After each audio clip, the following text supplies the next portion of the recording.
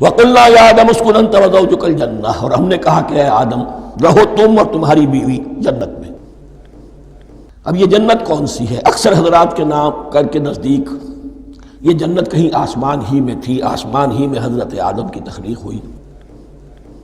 البتہ یہ سب مانتے ہیں کہ ایک وہ جنت الفردوس جو ہے جس میں جانے کے بعد پھر واپس نکلنے کا کوئی امکان نہیں، یہ وہ جنت نہیں ہے جس میں کہ آخرت میں لوگوں کو جا کر داخل ہونا ہے، اس میں داخل ہونے والے کے نکلنے کا کوئی امکان نہیں۔ ایک رائے یہ بھی ہے، میرا رجحان اس رائے کی طرف ہے، تخلیق آدم اسی زمین پر ہوئی ہے۔ وہ جن مراحل سے گزری ہے تخلیق وہ ایک علیحدہ مسئلہ ہے۔ بایولوجی اور وحی دونوں اس پر متفق ہیں کہ مٹی سے، کرسٹ آف دی ارتھ سے انسان بنا ہے، اس پر اتفاق ہے، قرآن کا بھی اور بایولوجی کا بھی، جدید علم الحیوانات کا بھی، علم الحیات کا۔ سٹیجز کیا ہیں اس میں اختلاف ہو سکتا ہے، اس کو چھوڑ دیجئے، وہ اس وقت کا بحث نہیں۔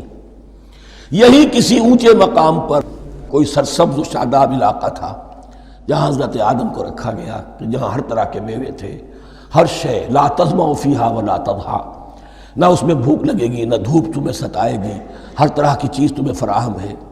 وہاں رکھے گئے ہیں صرف ایک ڈیمانسٹریشن کے لیے، کہ انہیں نظر آ جائے کہ شیطان میرا دشمن ہے، وہ مجھے ورغلائے گا، طرح طرح سے میرے اندر وسوسہ اندازی کرے گا، میرے اور میری اولاد کے، صرف ایک ڈیمانسٹریشن۔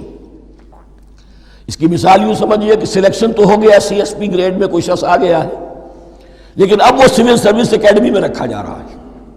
تو یہ کوئی اکیڈمی ہو سکتا ہے اسی زمین پر ہو، صرف بتانا یہ تھا کہ تمہیں معلوم ہو جائے کہ یہ شیطان تمہارا دشمن ہے۔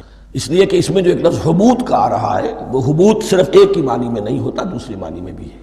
واللہ عالم، یہ چیزیں پھر متشابہات میں رہیں گی، اس لیے ان کے بارے میں کوئی ایک رائے دوسری رائے، اس کے لیے ذہن سے، عقل سے بات کر کے ایک یا دوسری رائے اختیار کر سکتے ہیں۔